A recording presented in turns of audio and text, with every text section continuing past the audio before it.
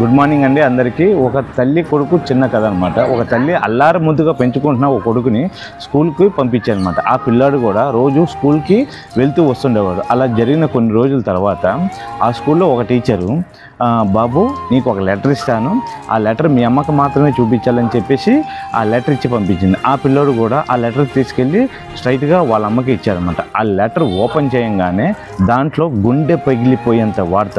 దాంట్లో ఏ రాసి ఉందంటే, ఏమండి మీ పిల్లోడు మిగతా పిల్లల కన్నా ముభావంగా ఉన్నాడు, ఈ పిల్లాడికి మానసిక స్థితి సరిగా లేనందుకు కారణంగా మా స్కూల్లో నుంచి మీ పిల్లాడిని బహిష్కరిస్తున్నామని చెప్పేసి గుండె పగిలిపోయేంత వార్త దాంట్లో ఉంది.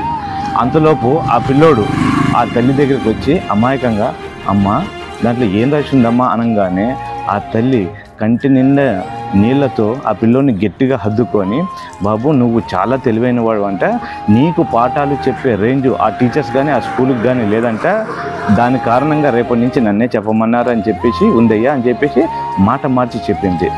ఆ తల్లే గురువుగా మారి విద్యాబోధనలు చెప్పి పెంచిందన్నమాట. ఆ తల్లి పేరు పోలినో. ఇంతకీ ఆ పిల్లోడు ఎవరో తెలుసా? Albert Einstein.